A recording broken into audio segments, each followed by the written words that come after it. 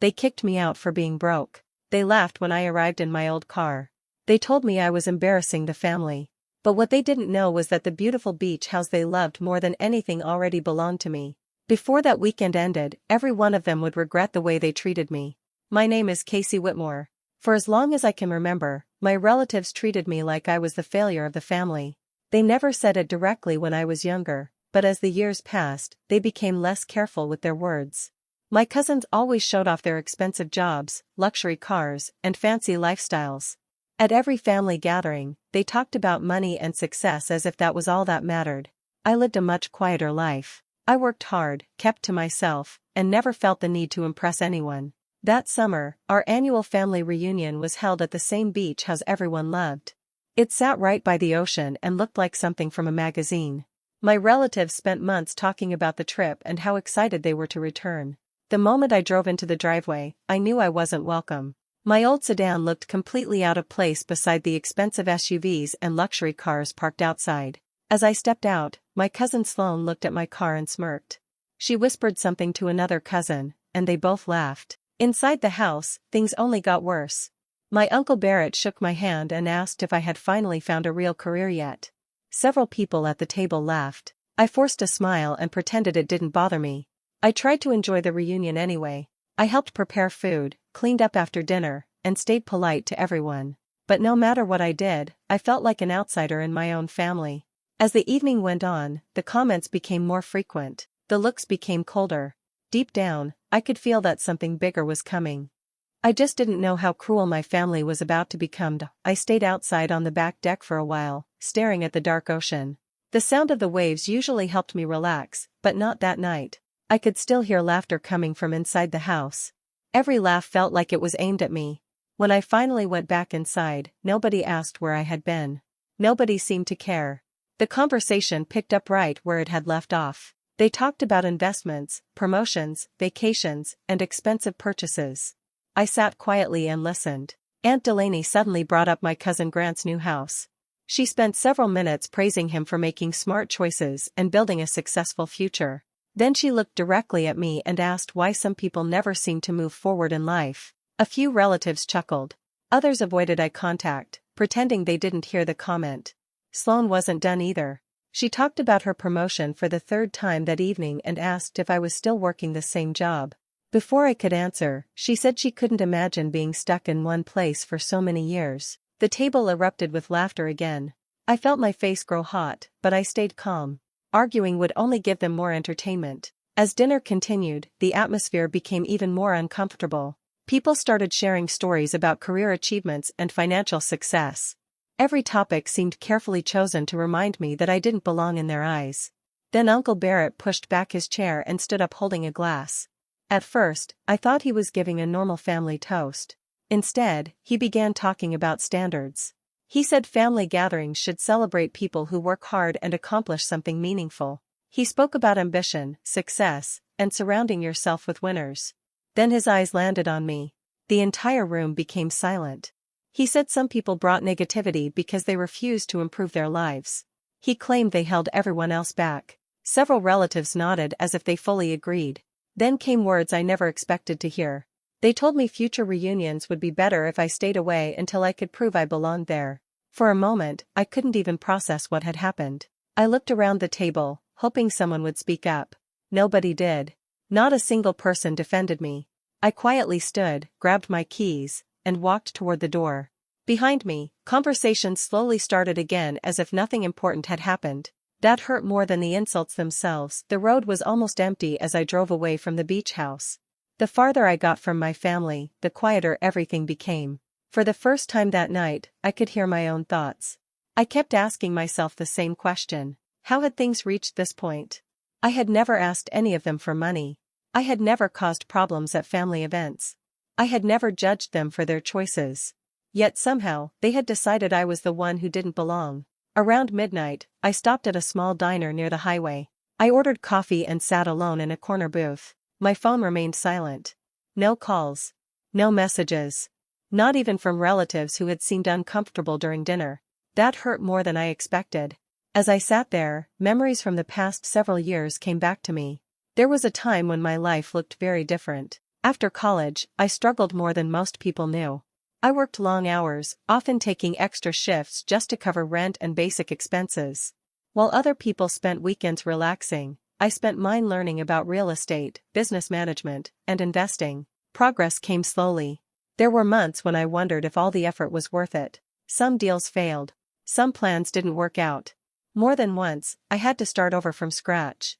But I kept going. Little by little, things improved. One opportunity led to another. A small project became a larger one. The business grew steadily because I treated every dollar carefully. I never talked about any of it with my family. Every time they asked questions, it felt less like concern and more like an attempt to measure my worth. So I learned to keep my personal life private. The funny thing was that they mistook silence for failure. Because I didn't brag, they assumed I had nothing. Because I lived simply, they assumed I was struggling. They never looked beyond appearances. By the time they were laughing at me that night, my life was already completely different from what they imagined. The truth was sitting right in front of them the entire time. They just never cared enough to see it. And soon, whether they liked it or not, they were going to learn exactly who I had become. The next morning, I woke up after only a few hours of sleep. My mind was still replaying everything that had happened at dinner. Part of me wanted to pack my things, drive home, and never attend another family event again. It would have been the easiest choice. Nobody had stopped me from leaving. Nobody had reached out during the night. As far as they were concerned, the problem had already been solved. I sat in my hotel room for nearly an hour, staring out the window at the ocean. The waves moved back and forth without caring about any of the drama from the night before. The more I thought about it, the more I realized I wasn't ready to leave. Not because I wanted another argument. I wanted to understand something. Why had people who shared my blood spent years making me feel small? Why did they measure a person's value by a paycheck, a car, or a job title? I couldn't understand it. Eventually, I got dressed and drove back to the beach house. I told myself I would stay calm, keep my distance, and make it through the rest of the weekend. The moment I walked through the front door, I knew that wasn't going to happen. Several relatives were gathered in the living room. Conversation stopped for a second when they saw me. Sloane looked up from the couch and laughed. "Well, look who's back," she said. Aunt Delaney crossed her arms and asked if I had come to apologize for making things awkward the night before. Before I could answer, Uncle Barrett joined the conversation. He said I should appreciate the honesty I had received. According to him, most people never hear the truth about themselves. A few family members nodded along. I stood there listening while they talked about me as if I wasn't even in the room. Nobody asked where I had stayed. Nobody asked if I was okay. Nobody cared that they had humiliated me in front of everyone. For years, I had convinced myself that if I worked harder, stayed kinder, and proved myself enough times, things would eventually change. Standing there that morning, I finally saw the truth. The problem had never been me. I had spent years trying to earn acceptance from people who had already decided not to give it. And for the first time in my life, I stopped blaming myself for their behavior. That afternoon, the mood inside the beach house changed.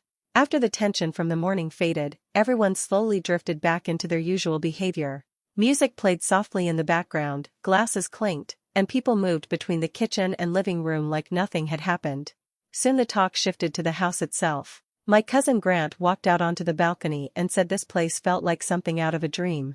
Sloane agreed quickly, saying she wished they could come here every year without worrying about availability. Aunt Delaney started talking about how peaceful it would be to own a place like this instead of always renting. The conversation grew louder as more people joined in. Ideas started flying around. Someone joked about pooling money together to buy a similar beach house one day. Another relative laughed and said they should convince the current owner to sell this one instead. They spoke as if the house was just another prize waiting for them to grab. I stayed quiet near the kitchen counter, watching them. It hit me in a strange way. They weren't just admiring the house. They were using it as a symbol of success, something to prove they had made it in life. The walls, the view, the expensive furniture, none of that mattered on its own. It was what it represented that excited them. Status. Image. Approval. Not comfort. Not family memories. Not even happiness. Just the idea of being seen as successful.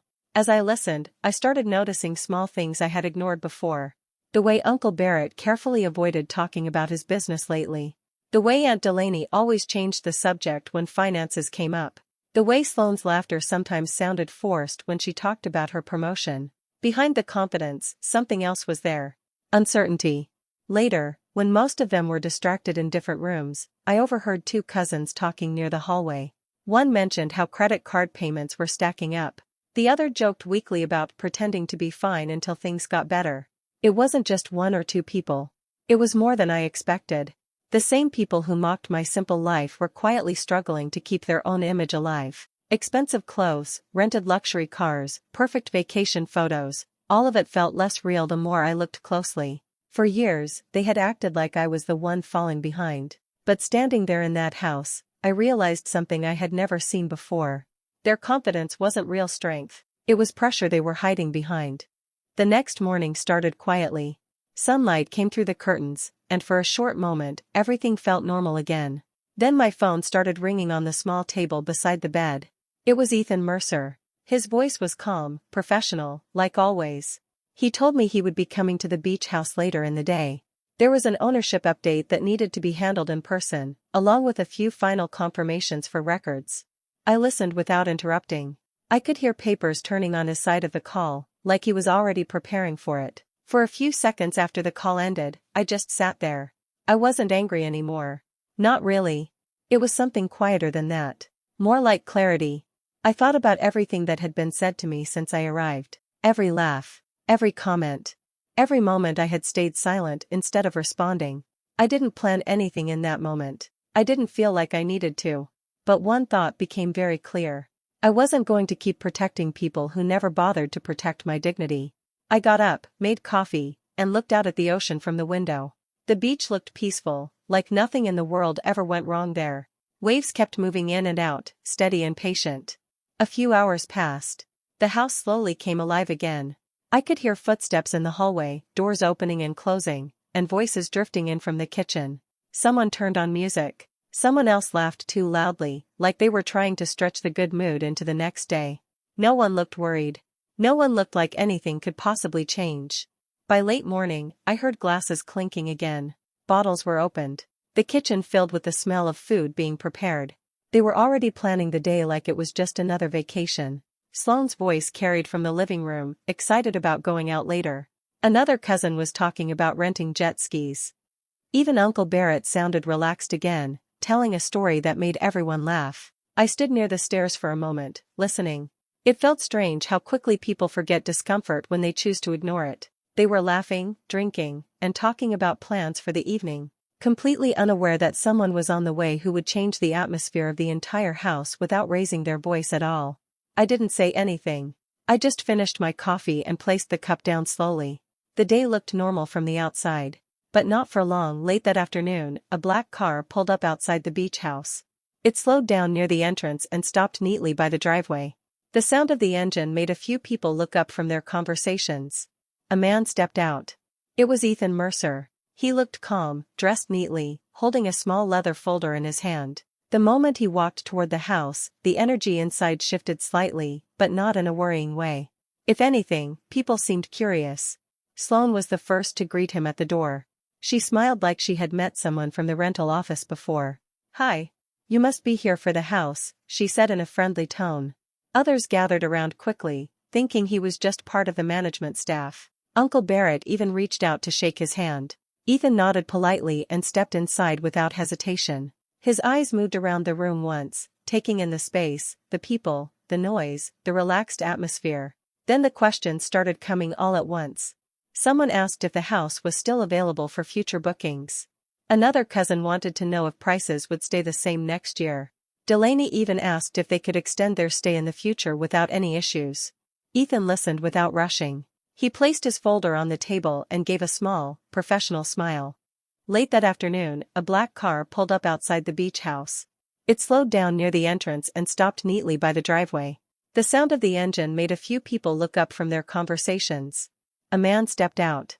It was Ethan Mercer. He looked calm, dressed neatly, holding a small leather folder in his hand. The moment he walked toward the house, the energy inside shifted slightly, but not in a worrying way. If anything, people seemed curious. Sloane was the first to greet him at the door. She smiled like she had met someone from the rental office before. "Hi. You must be here for the house," she said in a friendly tone. Others gathered around quickly, thinking he was just part of the management staff. Uncle Barrett even reached out to shake his hand. Ethan nodded politely and stepped inside without hesitation. His eyes moved around the room once, taking in the space, the people, the noise, the relaxed atmosphere. Then the questions started coming all at once. Someone asked if the house was still available for future bookings. Another cousin wanted to know if prices would stay the same next year. Delaney even asked if they could extend their stay in the future without any issues. Ethan listened without rushing. He placed his folder on the table and gave a small, professional smile. He answered each question carefully, saying everything was currently in order, but that a formal update process was taking place. That sentence made a few people pause. Update process? Sloan repeated, slightly confused. Ethan nodded. Yes. There have been some ownership adjustments that need to be finalized. The room changed instantly. The casual mood faded a little. People exchanged quick looks, trying to understand what he meant. Barrett stepped closer. Ownership adjustments? What exactly does that mean? Ethan didn't react to the rising tension. He simply opened his folder. It means the property has recently gone through a transition, he said calmly. The word transition made the room go quieter. Sloane's smile disappeared. Delaney's hand stopped moving. Even the background music seemed too loud all of a sudden. Ethan looked up from the folder. And the new owner is currently present in this house. The silence that followed was sharp and immediate. No one spoke. No one laughed. People slowly looked around the room, trying to figure out what they had just heard. Some turned toward the windows, others toward the hallway. But nobody looked at me. Not yet. Ethan stood still for a moment after saying those words. The room was so quiet that even small sounds felt too loud. No one moved. It was like time had slowed down inside the house. Then he took a step forward. He walked past everyone standing near the living room and moved straight toward me. His expression didn't change. It was calm, controlled, like he was simply doing his job. I could feel every eye slowly turning in my direction. Ethan stopped right in front of me and gave a small respectful nod. Miss Whitmore, he said clearly. The moment my name came out of his mouth, the atmosphere broke. Sloane blinked like she didn't hear it right. Delaney frowned, trying to process what was happening. Barrett straightened his back, suddenly alert. The laughter and casual talk from before were completely gone. Ethan turned slightly toward the group, still calm, still professional. I want to thank you for your continued trust, he said. The ownership transition review for this property has been completed. He paused just long enough for the words to sink in. Then he continued. Miss Whitmore is the confirmed owner of this property. For a second, nobody reacted. It was like their brains refused to accept what they had just heard. Then the reaction started. Sloane shook her head slightly, like she was trying to wake herself up from a dream. No, that can't be right, she whispered. Barrett looked between Ethan and me, his face tightening. There must be some mistake, he said quickly, his voice higher than before. Delaney stepped back a little, one hand touching the edge of the chair as if she needed support. But Ethan didn't change his statement. He simply nodded once, confirming it again without emotion. The beach house, the same one they had talked about, admired, planned around every year, belonged to me. The words hung in the air too heavy to ignore. I could see it now in their faces. The confidence they had walked in with earlier was gone. Replaced by confusion, then shock, then something closer to panic. They kept looking at each other, trying to find an explanation that made sense. But there wasn't one. Because the person they had been judging, laughing at, and pushing away for years, was standing right in front of them the entire time. The room didn't stay silent for long. As soon as the shock settled, the energy shifted again, but in a different way. This time, it wasn't confidence or laughter. It was panic mixed with forced politeness. Sloane was the first to move. She took a step closer, her voice suddenly soft. Casey, we didn't mean it like that, she said quickly, forcing a nervous smile. You know how family jokes go. A second ago, she couldn't even look at me properly. Now she was trying to stand right beside me like nothing had happened. Delaney followed right after. She adjusted her hair and spoke in a careful tone. I was only trying to push you, she said. You always had potential. I just wanted you to see it. Her words sounded rehearsed, like she had been waiting for a way to explain herself. Barrett cleared his throat. He didn't look at anyone directly. If I sounded harsh last night, that wasn't my intention, he said. Sometimes things come out wrong when emotions are high. Nobody mentioned how loud they had laughed. Nobody mentioned how easily they had agreed to push me out. Sloane let out a small nervous laugh, trying to lighten the mood. Okay, Come on, she said, waving her hand slightly. We've all said things we didn't mean. But something inside me had already changed. I didn't feel the need to argue. I didn't feel the need to explain anything anymore. For years, I had tried to make them understand me. I had stayed quiet, stayed polite, stayed patient, thinking one day they would see me differently. Now I saw clearly. I stood there calmly and listened as they tried to reshape what had happened. Every sentence was an attempt to soften the past, to make it sound smaller than it was. When they finally paused, I spoke. I didn't raise my voice. I didn't rush. I simply repeated what had been said to me the night before. Word for word. The comments about being a failure. The jokes about my life. The decision to exclude me. With each sentence, their expressions changed again. This time, there were no interruptions. No excuses came fast enough, because everything I said was still fresh. Still recent. Still true. When I finished, no one spoke. The room felt heavier than before. Not angry. Not loud. Just quiet in a way that made everyone uncomfortable. And for the first time, I didn't feel like I needed their approval at all. I didn't raise my voice. I didn't argue with anyone. I didn't try to win any more explanations. Everything had already been said. I turned slightly toward Ethan, who was still standing nearby with his folder in hand. My voice was calm when I spoke. From this point forward, I said, no future family bookings will be accepted under the current arrangement. Ethan didn't hesitate.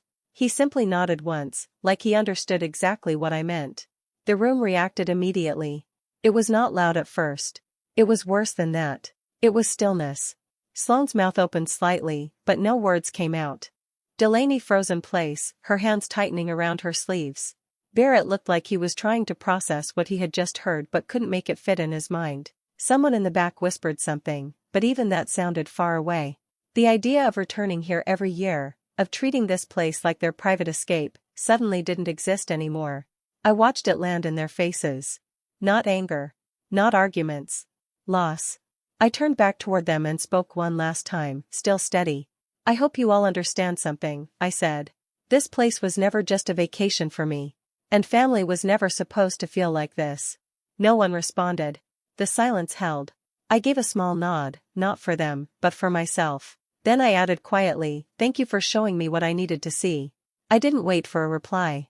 I walked past them and stepped out onto the balcony. The air outside was cooler. The ocean stretched out wide and endless, moving like it didn't care about anything that had just happened inside the house. Waves kept rolling in, steady and calm, like they always had been. Behind me, I could hear movement starting again, voices rising in confusion and panic, people trying to fix something that couldn't be undone. But I didn't turn back. I stayed there for a moment, looking at the water. For years, they thought I was the one struggling. The one behind. The one who didn't have much. They never looked closely enough to see what I was building in silence. And now it was clear. I hadn't been trying to prove anything to them at all. I had been building a life where I no longer needed their approval. They came here thinking I was the outsider. In the end, they were the ones who didn't belong anymore.